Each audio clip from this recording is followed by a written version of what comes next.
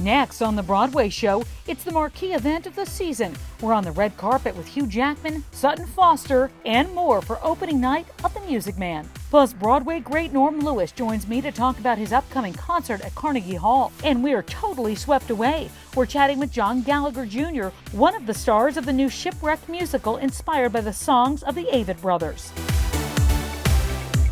I'm Tamsen Fadal, and this is the Broadway show.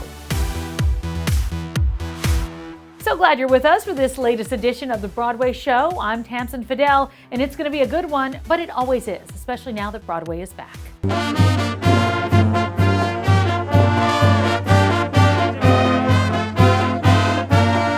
It's Broadway's biggest opening night since before the pandemic. Hugh Jackman and Sutton Foster lead the big parade in the revival of The Music Man. And it was a star-studded opening night on the red carpet. Let's send it out to Paul Wontorek. That's right, Tamsen. Broadway is buzzing tonight because international superstar Hugh Jackman is opening right behind me as Harold Hill in The Music Man, joined by Broadway favorite, two-time Tony Award winner Sutton Foster as Marion the Librarian. I'm going to go inside and cheer on these stars as this long-awaited revival finally has its bow.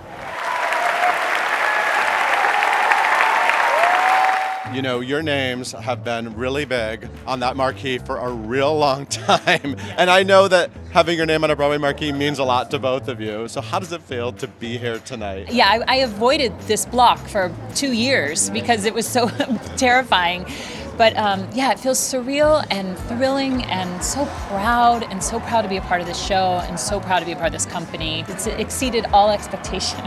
You know, I was so excited to do this. This has always been a dream role for me, one of those things I hope I would do eventually. But somehow with everything that's happened and what the city has been through and what Broadway has been through, it feels just even sweeter. I feel even more grateful that it is possible to feel I'm having the time of my life. And every time we get to be on the stage and do what we do and what we love to do feels like such a gift because it was gone. Even the great Professor Harold Hill wouldn't try to sell them neck-bowed Hawkeyes out here. Boy! Gentlemen, you intrigue me.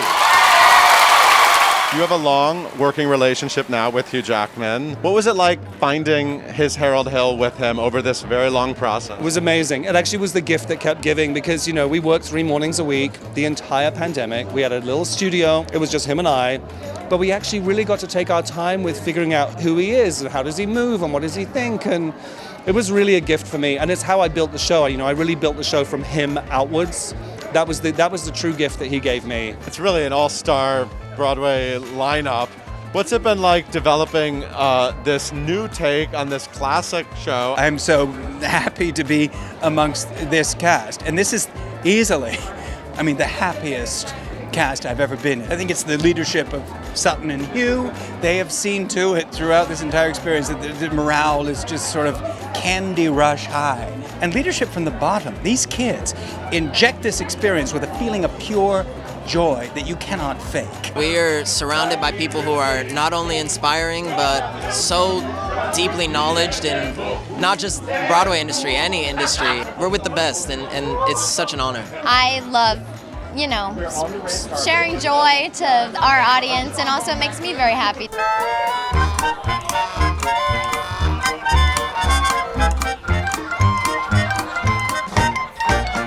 Sutton, you spend a large chunk of this show resisting the charms of this guy. Is this the toughest acting challenge of your career? It is very hard, but I really do like giving him a little bit of sass. It can't be easy. It just can't be easy, so it is fun. So that's fun. She's doing a really good job of it. It's very, very convincing. Sometimes I walk off an interval very You know, the first time I ever saw you on stage, it was also the first time I ever saw Mr. Hugh Jackman on stage. You guys were in Oklahoma together 20-something years ago. Years ago. That was the last time we were on stage, so this is the follow-up. And it's like we've never left this. We have not grown up at all. There's so much, there's great chemistry with him and Sutton, but you and Hugh have amazing chemistry. It's, I actually went with Hugh when he auditioned for Wolverine the first time. So there's so much history. Were you up for the role also? No. Yes. And I got it too, but I gave it to him. I said, kid, go for it. The Music Man takes place in a small town We're dealing with real Americana. Is it nice to dig into this very human story right now? I think it's perfect for right now. I grew up in the Midwest and lived for a number of years in Iowa, and I know Mason City very well, which is where Meredith Willson was from. And I have to say, even though this is an old-fashioned musical and an old-fashioned story, those people still exist there. It's not fictional, really. I mean, it's a beautiful story for our time. Sometimes you just want to sit and laugh and not be taught anything or have any message that's coming through other than love and a family and values that we all grew up knowing. Great comedy, great dancing, and a beautiful love story at the heart. They want to be transported to a different place and uplifted, and that's what we're trying to do. Well, what about this do you think is really resonating right now for people? I think what it shows, I mean, we sing the song Iowa Stubborn with these sort of people who are like, we're one way, and it shows that we all can change. It happens to Harold Hill, it happens to our audiences, and personally, it happens to me because we have 21 Broadway debuts on our stage, which I found out is the largest amount of Broadway debuts in the Winter Garden's 111-year history. These 21 young professionals who I am lucky enough to call my friends, please join me in saluting these young river citizens, future stars, and newest members of our Broadway community. You know, in our dressing rooms, we all, as the older people, we said this is all about them. Oh, absolutely. We're the aunties and uncles watching over them and so proud of them. And this opening night is really about them. And they just defy belief. They really do. Yes, it's you! Oh, yes, it's you!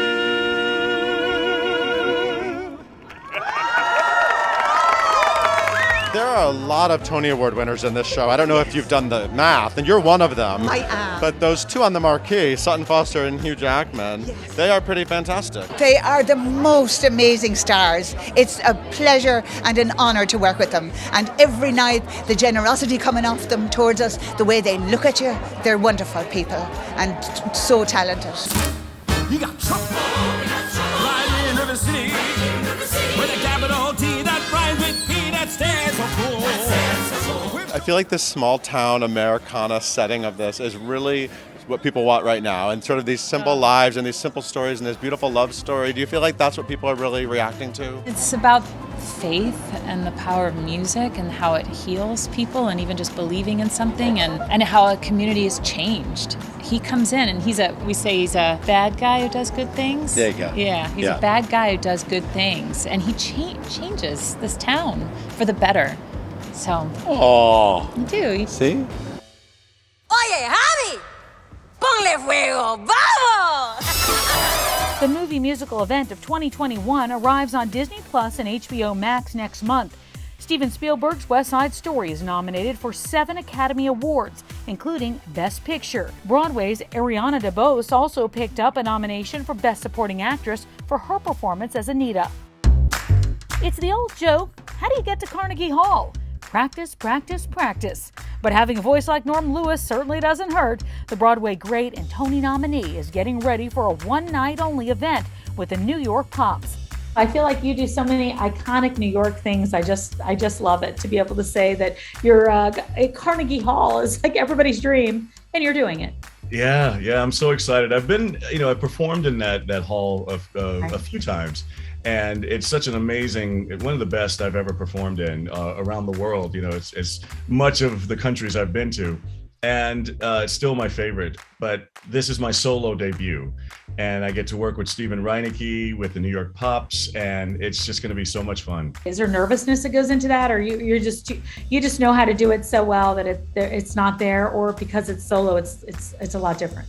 Well, I can't say, I won't sit here and lie that there aren't any nerves, but mostly excitement. You want to be perfect. That's that, the famous phrase, how do you get to Carnegie Hall? Practice, practice, practice, and I've been practicing now for over 30 years to get there. So, and I just wanted to be that special moment that I can capture in history. This is a big undertaking, but what are you looking at doing next? Do you want to get back to Broadway, or do you give it a beat, or I don't know how do you do it? I feel like you have a lot going on all the time. That's a great question. I'm, always trying to navigate what my career, where it's going to go. And if I had to choose something, it would definitely be live theater or live performing. But, I love the medium of movies and television. And so there's a few things. I've just shot a couple of things. I can't say what they are right now, but they're going to be coming out soon. I did actually last year shoot Women of the Movement with Adrienne Warren and Tanya Pinkins and many, many stars in that show. And that aired already, but I think you can get it on demand. Women of the Movement is basically an anthology series. And I know that this is the first 6 of those. And like I said, Adrienne Warren is portraying Mamie Till, the mother of Emmett Till. And so that was kind of, I guess, in some people's minds, that was the beginning of the civil rights movement. It's depicting that story over the 6 episodes. And I think that they're working on something with Rosa Parks, but it's going to be Women of the Movement. And it's just going to, like I said, an anthology series of women who have been a part of the movement. There's still a whole lot more to talk about on this edition of The Broadway Show. Coming up, we'll talk to one of Broadway's incredible performers about why he's just got to dance. I'm Tamsen Fadal, and this is The Broadway Show, and we'll be right back.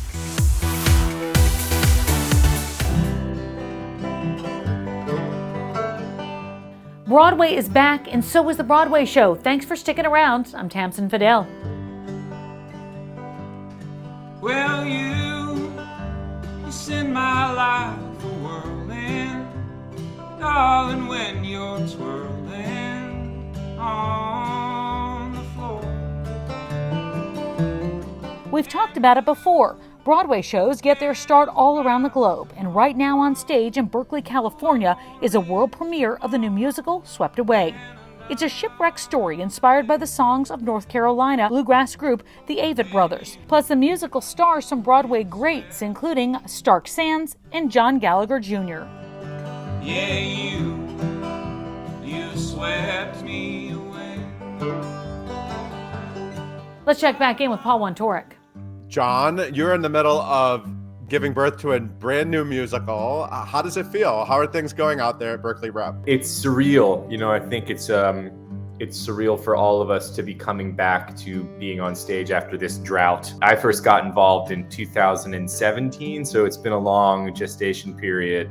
So I think all of us are just kind of pinching ourselves that, we've been given the keys to the kingdom, so to speak, which is just the chance to be together in a rehearsal room again, to be working on a new piece, to be getting up on stage. Forever I will move like the world that turns beneath me, and when I lose my direction, I'll look up to the sky, and when the black cloak drags upon the ground, I'll be ready to surrender and remember we're all in this together. So I know you have a great relationship with your director, Michael Mayer, who of course led you to your Tony-winning performance in Spring Awakening, also American Idiot. What sort of drew you into this project 5 years ago?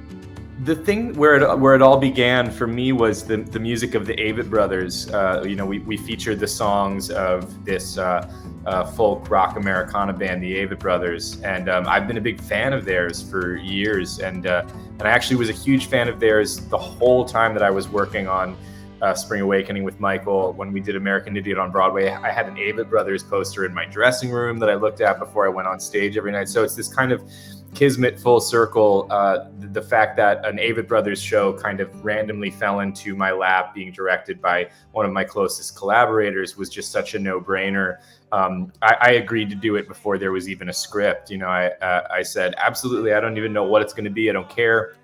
If it's Michael Mayer and it's the Avett Brothers, that sounds like a dream come true. So, sign me up. And then, lo and behold, John Logan, of all people, masterful dramatist that he is, came on board to write our book. And it's a stunning book. If you took the songs out of the piece, it would stand alone as an amazing play. He's just given these characters such, some depth, so much depth and dramatic truth. So all of those factors combined made it just seem like a total no-brainer to me, and I was right. Well, your crazy facial hair is related to this show. So tell us a little bit about what this is. It's set in 1888. Yeah. We're off the coast of Massachusetts, and it sounds pretty heavy. It is. It's a heavy piece. I'm not gonna lie. There's a lot of levity and catharsis and joy as well. And if you listen to the Avett Brothers music, you'll find all the colors of the rainbow dramatically in there, emotionally. But yes, the show takes place in 1888. It's about a group of men that are on a whaling voyage. And they get shipwrecked, and 4 of the survivors find themselves trapped together on a small lifeboat in the middle of the ocean with no food, no water, and seemingly no hope of rescue or survival. I'm playing the second mate of the whaling expedition, who's kind of a crusty, hardened, emotionally closed off, kind of lost soul. And so, luckily Michael was okay with me just not getting a haircut for, 5 or 6 months. So that's how I came to be sporting this disheveled and shaggy look right now. Is it safe to say that we'll see you stuck on a lifeboat and swept away on Broadway soon? Oh man, I really hope so. I wish that I could, drop more of a morsel of a hint that that's where we're headed. We all hope so. It's a turbulent time. There's obviously a backlog of all kinds of shows that are waiting for chances to get into theaters, shows that were canceled or delayed back in 2020, and new shows that, are stepping up to the plate. I would love nothing more than to see this have a life beyond, because I do think it's good enough. Maybe it's just because I'm, feeling warm and fuzzy on the inside of the production right now, but I definitely think it's one of the best pieces of theater that I've been involved in my career. And so, that's saying something. So, nothing would make me happier than being able to bring it to New York and share it with all my friends and family there. It would be a real treat.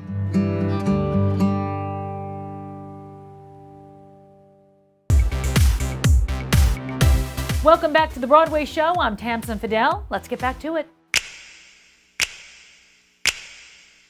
Moulin Rouge is this past season's most honored show at the Tony Awards. We met up with one of the show's great performers at Open Jar Studios to find out why he's just got to dance.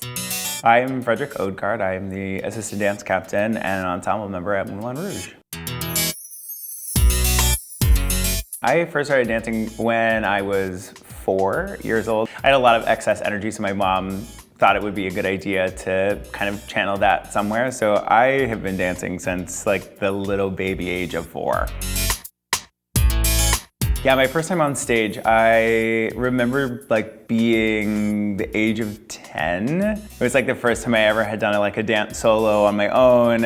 It was the first time I think I felt super exhilarated in what that could feel like. There's a funny story that goes along with that. I wore glasses forever, pretty much my whole life, and I used to take them off to dance and then put them back on. And I had a knee slide at the end of my solo, and I slid forward with so much excitement and energy. I tumbled off the front of the stage and then stood up and put my hands up like this at the end, and everybody thought that was how my solo was supposed to end. And no. It wasn't until I saw The Phantom of the Opera. It was the first time I saw a really big production of anything musical. I wanted that cast album horribly, badly, as much as I could. And I remember, I still can hear it in my mind, that opening sort of, that da da da da da da, how visceral that makes me feel. I saw the movie of Moulin Rouge in theaters in 2001. I'm obsessed with music, and there was so much nuance that gave it such a incredible body wash of feelings that sort of really inspired and gave me this hunger to want to do something like that. There's something about pop music that it purposely brings you back to a place and a moment in time. You hear Lady Gaga's Bad Romance and you know exactly the first time you heard it. These songs, especially the new ones and the updated ones that are in the show, this is pop music I grew up with. It's thrilling. I would love to continue to dance. I would love to continue to sing as high as I can for as long as I can. I want to do that. But I think all the things that I've done, all of the original things that I've created, I'm more inspired to create something like that. To dance in Moulin Rouge is such a heightened experience. I put so much of my own blood and sweat and tears and movement into the show that it's as much a part of me as I am a part of it. It is such a wonderful place to put your energy.